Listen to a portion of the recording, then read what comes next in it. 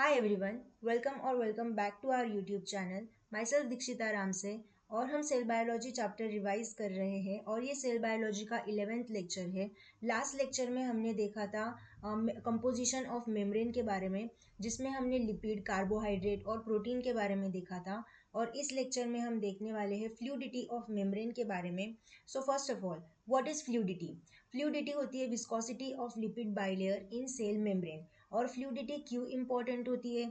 Intercellular connection formation के लिए, या फिर सेल डिवीजन एंड प्रोलिफरेशन के लिए, या फिर सिक्रीशन के लिए, या एंडोसाइटोसिस के लिए, और भी बहुत सारे फंक्शंस होते हैं फ्लूइडिटी के।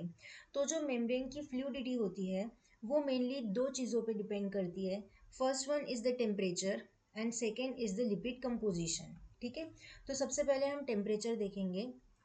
तो अगर हाई टेम्परेचर होगा तो फ्लूइडिटी बढ़ेगी, अगर लो टेम्परेचर होगा तो फ्लूइडिटी घटेगी।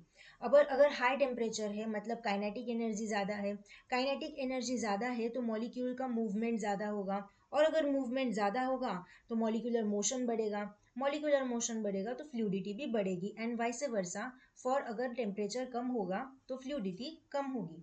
उसके बाद सेकेंड कंपोनेंट है लिपिड का कंपोजिशन। तो लिपिड का कंपोजिशन मेनली तीन चीज़ों पे डिपेंड करता है। First one is the length of fatty acid chain, second is the saturation of fatty acid chain, and third one is the cholesterol. Okay, तो हम सबसे पहले देखेंगे length of fatty acid chain के बारे में। हम्म तो long fatty acid chain decrease fluidity because देखो, अगर ये है, मैंने यहाँ पे दो चेन बनाई है, एक छोटी चेन है और एक एक की जो लेंथ है वो लार्ज है। तो अगर ये चेन स्मॉल है तो इसमें इंटरेक्शन कम होंगे, और ये चेन अगर साइज में लंबी है तो इसमें इंटरेक्शन ज़्यादा होंगे। तो जितने ज़्यादा इंटरेक्शन होंगे उतना ज़्यादा टाइटली पैक होंगी ना चीज़ें, और जितनी ज़्यादा टाइटली पैक होगी मतलब उतना रिजिड स्ट्रक्चर बनेगा। मतलब अगर चेन लंबी है तो उसमें फ्लूइडिटी कम होगी क्योंकि उसमें इंटरेक्शन ज़्यादा है। इंटरेक्शन ज़्यादा है तो रिजिडिटी ज़्यादा हो गई, और अगर रिजिडिटी ज़्यादा होगी तो विस्कोसिटी तो होगी ही नहीं ना। तो इसीलिए लॉन्ग फैटी एसिड चेन में फ्लूइडिटी कम होती है। And opposite for the short fatty acid chain, कि शॉर्ट फैटी एसिड चेन में इंटरेक्शन बहुत ही कम होते हैं तो उसमें फ्लूइडिटी ज़्यादा होगी। तो ये हो गया first factor. Second one is the saturation of fatty acid chain. Saturation ये बेसिस होगा डबल बॉन्ड और सिंगल बॉन्ड या फिर ट्रिपल बॉन्ड के बेसिस पे।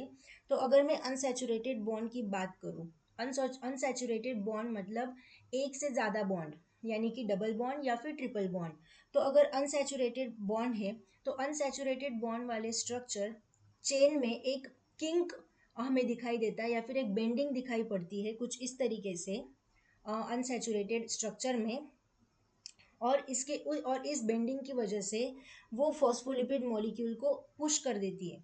ठीक है, जो push the adjacent phospholipid molecule, तो क्लोजली पैकिंग नहीं हो पाती तो फ्लूइडिटी बढ़ जाती है। And opposite for the saturated bond, कि अनसैचुरेटेड बॉन्ड होगा तो चेन में बेंडिंग दिखेगी, बेंडिंग दिखेगी तो वो फॉस्फोलिपिड जो एडजेसेंट फॉस्फोलिपिड मॉलिक्यूल है उसको वो पुश कर देंगे, और अगर पुश कर देंगे तो फिर क्लोजली पैकिंग नहीं हो पाएगी, और अगर क्लोजली पैकिंग नहीं हो पाएगी तो फ्लूइडिटी बढ़ जाएगी।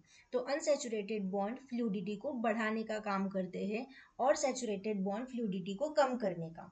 ठीक है, उसके बाद third factor is the cholesterol. तो कोलेस्ट्रॉल एक फ्लूइडिटी बफर के जैसे काम करता है, और कोलेस्ट्रॉल का एक रिजिड रिंग लाइक स्ट्रक्चर होता है। तो अगर रिजिड स्ट्रक्चर है मतलब वो लेस फ्लेक्सिबल है, और अगर वो लेस फ्लेक्सिबल है मतलब फ्लूइडिटी तो कम ही होगी ऑफ कोर्स। उसके बाद हम देखेंगे, अब हम इसको समराइज करेंगे। ठीक है, देखो यहाँ पे मैंने लिखा है कि अगर लो टेम्परेचर हुआ, अगर सपोज लो टेम्परेचर है और मुझे फ्लूइडिटी को बढ़ाना है। अब हमें तो पता है कि लो टेम्परेचर है मतलब फ्लूइडिटी कम रहेगी। तो अगर मुझे फ्लूइडिटी को बढ़ाना है तो मुझे क्या क्या फैक्टर्स में चेंजेस लाने पड़ेंगे? तो length of fatty acid chain मुझे शॉर्ट रखनी पड़ेगी, क्योंकि बड़ी फैटी एसिड चेन होगी तो उसमें इंटरेक्शन ज़्यादा होंगे, या और फिर वो रिजिड स्ट्रक्चर हो जाएगा और फ्लूइडिटी कम हो जाएगी।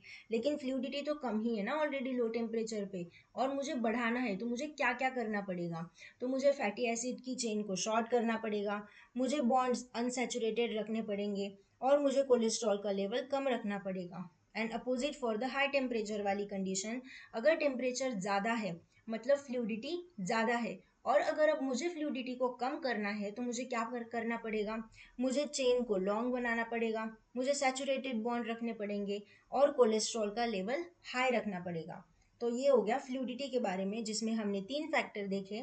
First one is the length of fatty acid chain, कि अगर फैटी एसिड चेन की लेंथ ज़्यादा है तो उसमें इंटरेक्शन ज़्यादा होंगे, इंटरेक्शन ज़्यादा होंगे तो वो ज़्यादा टाइटली पैक होंगे, ज़्यादा टाइटली पैक होंगे तो फिर रिजिड स्ट्रक्चर बन जाएगा और फ्लूइडिटी अपने आप कम हो जाएगी।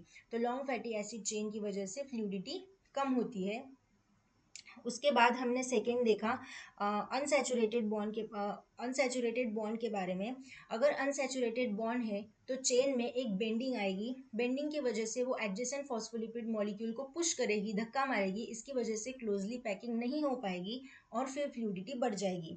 उसके बाद कोलेस्ट्रॉल देखा। कोलेस्ट्रॉल का एक रिजिड रिंग लाइक स्ट्रक्चर होता है, तो उसकी वजह से स्ट्रक्चर अगर रिजिड है तो फ्लूइडिटी कम हो जाएगी, ये हमने देखा। ठीक है, उसके बाद हम देखेंगे अब फंक्शंस ऑफ मेम्ब्रेन के बारे में।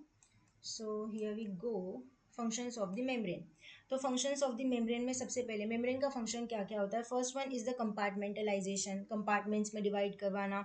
उसके बाद बायोकेमिकल रिएक्शंस में पार्टिसिपेट करना, और मेम्ब्रेन सेलेक्टिवली परमिएबल भी होती है।